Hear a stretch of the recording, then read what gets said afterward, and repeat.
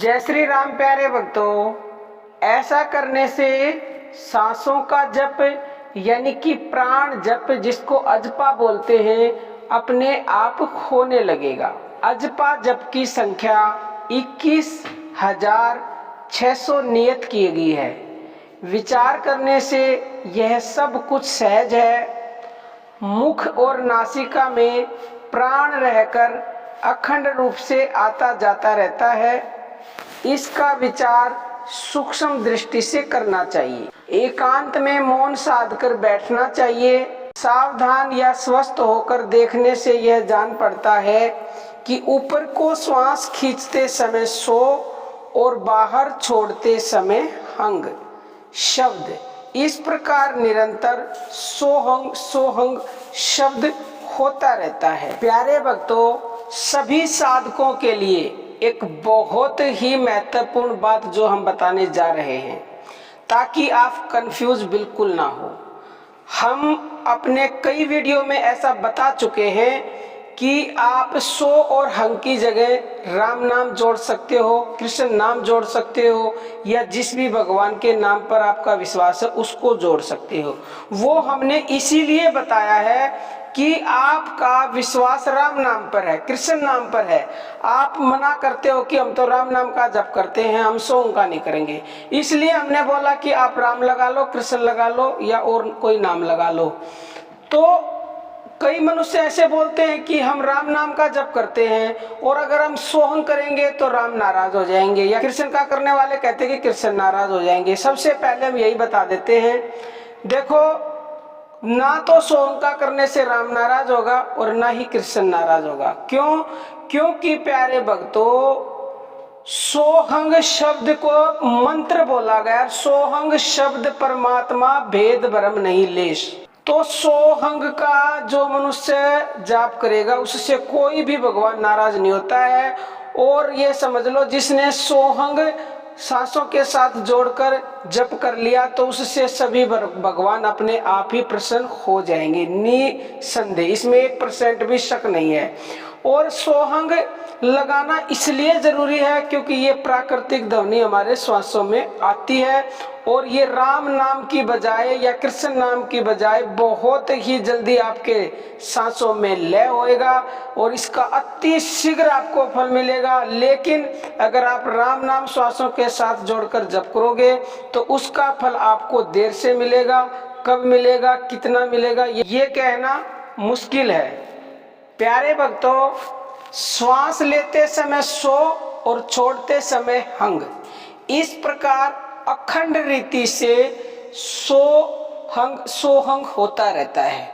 अब देखो, हम आपको ये भी बता देते हैं, सो और बीच में एक एस जैसा ए होता है, वो होता है साइलेंट, यानी कि उसकी आवाज नहीं आती, और फिर है और ऊपर अंग की मात्रा।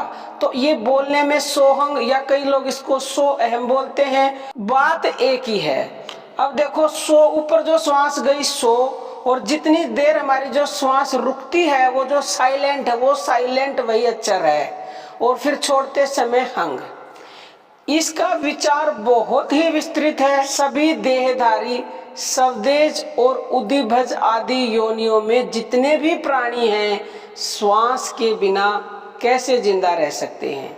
इस प्रकार की यह अजपा जाप गायत्री सबके पास है, पर अधिकारी को गुरु से मिलती है। अज्ञानी मनुष्य इसे नहीं जान सकते। कुंडलिनी महाशक्ति से उत्पन्न हुई प्राणों को धारण करने वाली जो अजपा गायत्री है, वह महाविद्या रूपिणी प्राण विद्या या गुप्त विद्या है। उसके भेदों को जान लेने से योगी सर्वज्ञ होता है। सोहंग मंत्र का जाप करते हुए निरंतर अजपा गायत्री की ही उपासना करें।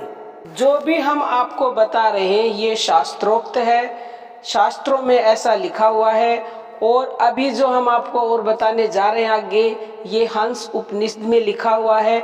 उसमें लिखा हुआ है कि इसके ऋषि हंस देवता परमहंस हम बीज से शक्ति और सोहम कीलक बताया गया है।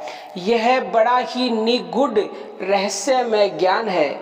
इससे पहले यह उपनिषद शिव जी ने पार्वती जी को सुनाया था। शांत दांत और गुरु भक्त मनुष्य ही इसे सुनने का अधिकारी माना जाता है।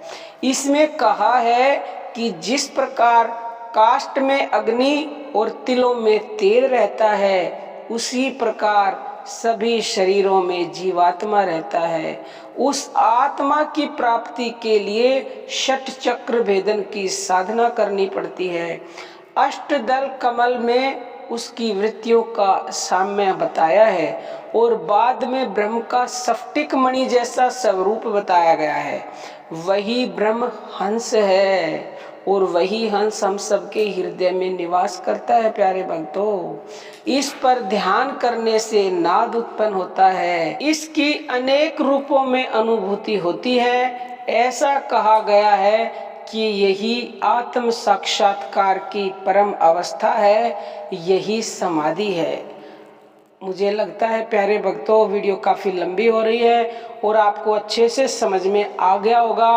और समझकर इस ज्ञान को दूसरों के पास शेयर करें और अपने जीवन में अवश्य उतारें, तभी हमारा वीडियो बनाने का लक्ष्य पूरा होगा। और जिसने भी ये जाप शुरू कर रखा है वो कमेंट करके बताएं, और जो अब करेंगे वो भी हमें कमेंट करके अवश्य बताएं, तो हम समझेंगे कि हमारा वीडियो बनाने का उद्देश्य पूर्ण हो गया। हम यही चाहते हैं कि आप सब परमात्मा से जुड़े और अपना कल्याण करें। तो प्रेमी भक्तों, बाकी तो अर्जी हमारी है और मर्जी आपकी है। अब हम अपनी वाणी को विराम देते हैं। जय श्री राम प्यारे भक्तों।